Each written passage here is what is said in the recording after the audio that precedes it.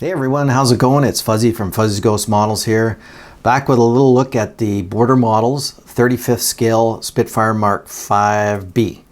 Now you see in the previous two videos, the unboxing video and the second build-up video, I was having some issues with it and those issues continued. So what I ended up doing or deciding to do, I didn't want to invest too much time in this. This is not my scale.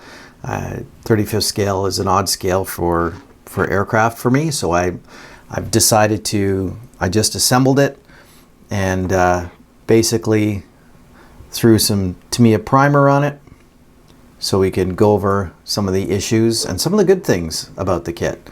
It is, I love Spitfires, and well, this is what we have. So let's start off with some of the good stuff. Got to get my notes because I don't want to forget anything. All right, first off, the kit surface detail is really nice. All right, if we look at it, and we saw it in the unboxing video, the detail is pretty nice. It looks pretty good.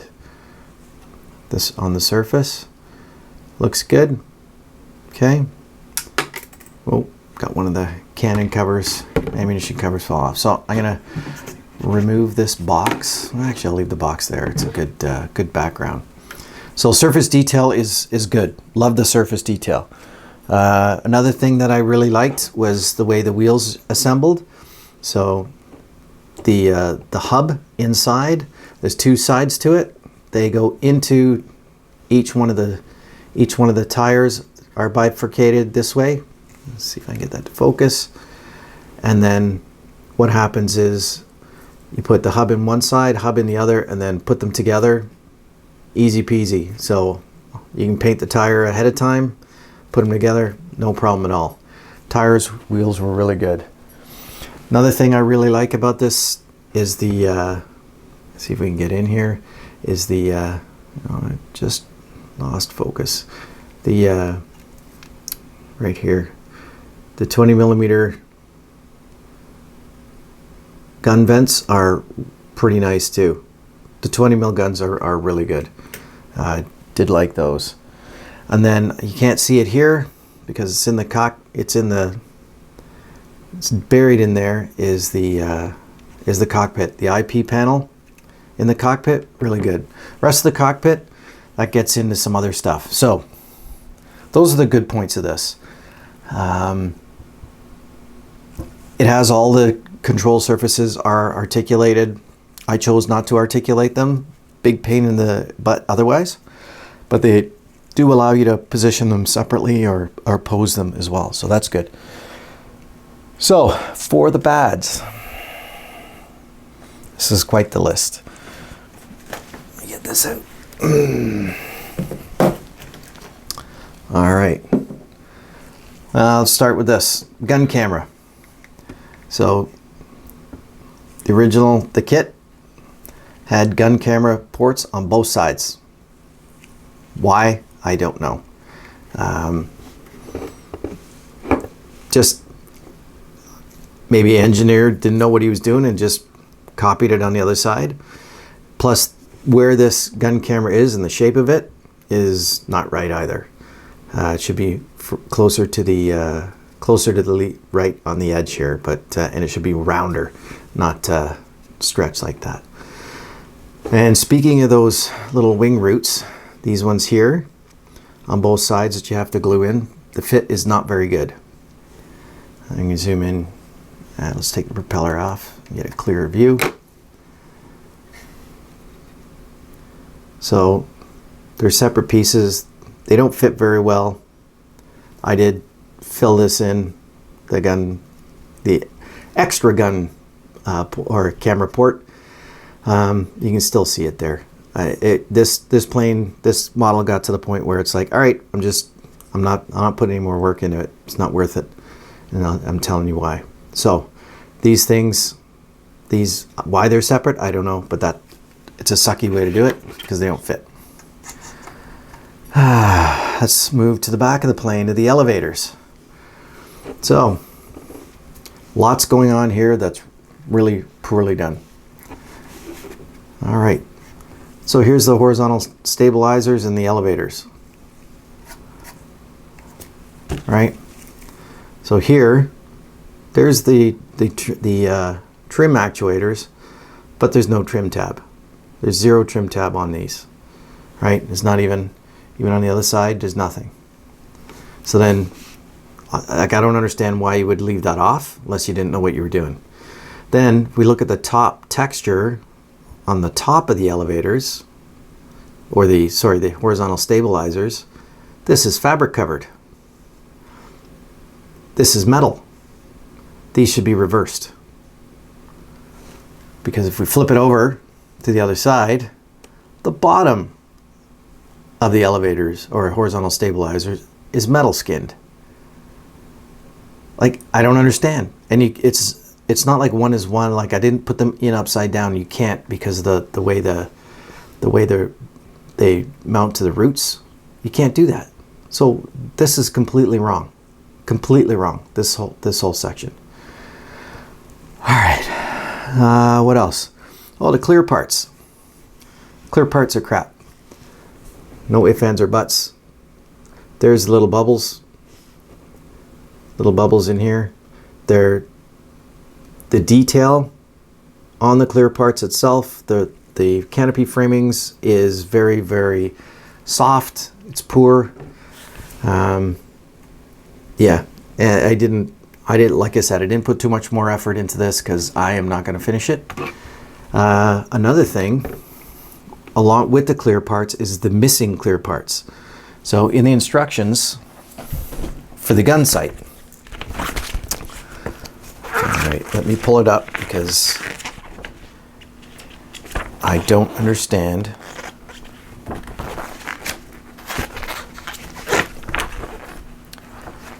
I had it. Here we go. Right here. So there's the gun sight. F sprue is solid plastic. So it's had the gun sight, the reflector part of it, they're having you put a solid piece on top of it. So you couldn't engineer that into the clear sprue border models? Hello. Then these dumb things, these are the landing lights. So this G is the clear sprue, so it's got a clear lens on the lamp housing, and then these drop down from the bottom of the wings. This is a solid sprue. So you drop these down, all you see is solid. You can't see anything through. This needs to be clear on the front. Like, hello? Like, it's brutal. Brutal. And then we'll flip it over and we'll look at these. So these are the landing lights.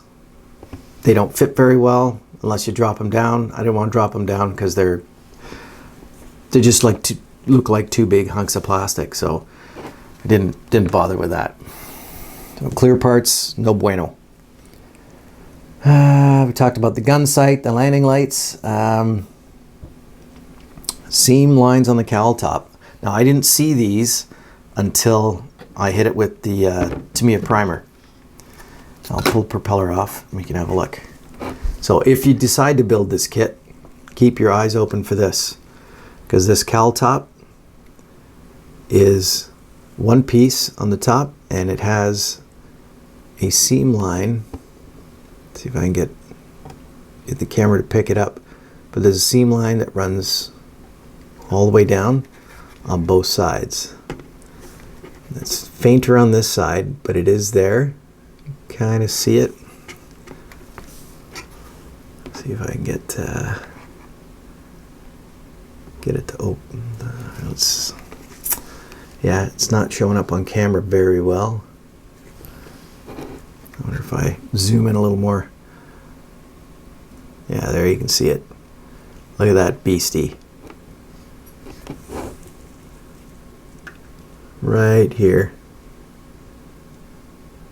Like, goes right through that bump too.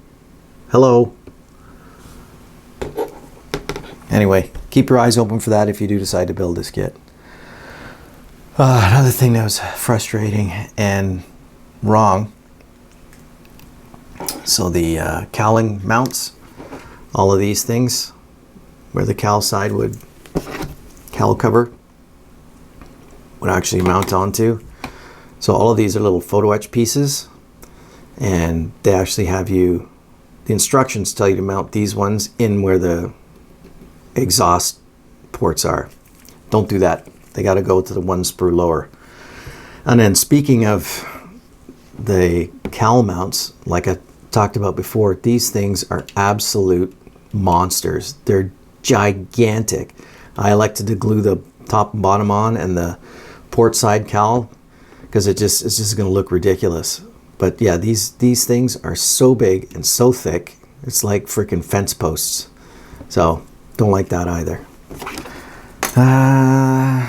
Yeah, all right, put that down. The other thing that I mentioned before is this decal sheet.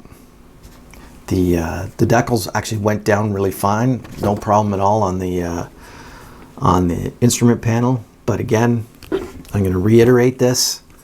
You can see how the red is shining through the blue. The blue is the wrong color.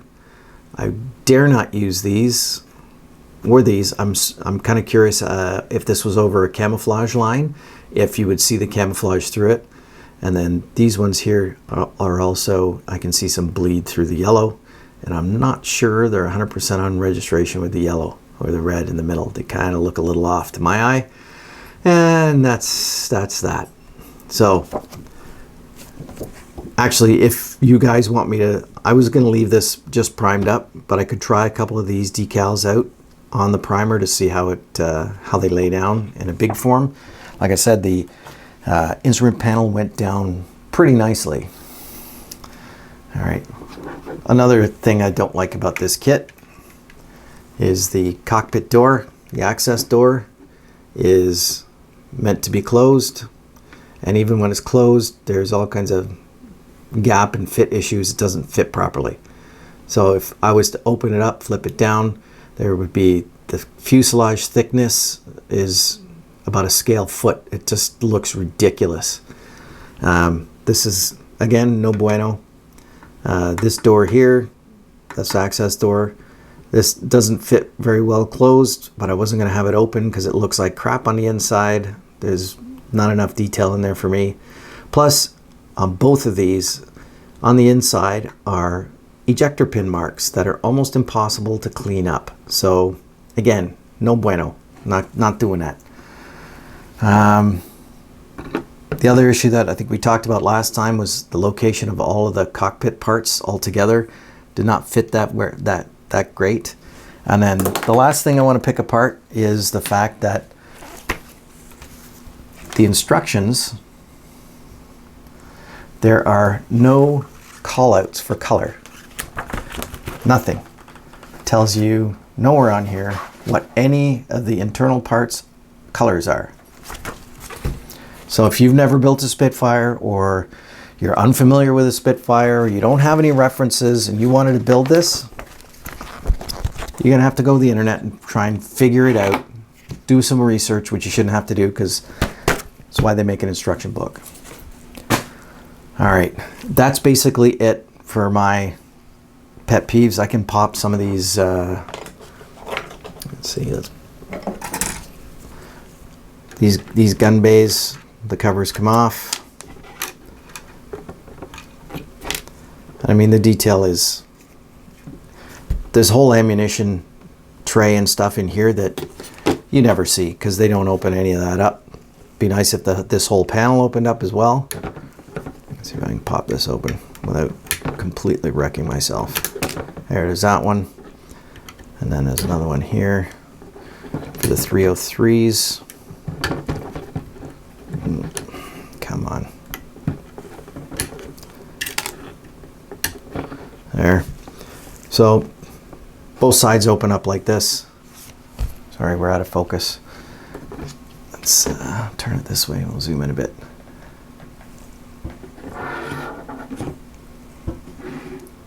So basically that's what it looks like. You can see the flap actuator indicator is up as well because the flaps are down, and again, there was all kinds of ejector pin marks all over these inside of the flaps, so I don't get it. The engine doesn't look too bad when it's just shown like that, but again, it's the cowl mounting parts thickness is just, it's a bit of a put off.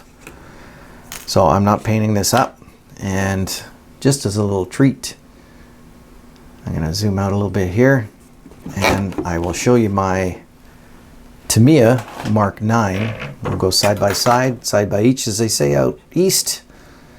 And you can see the size difference between 32nd. We'll get this focused. Move this out of the way. All right.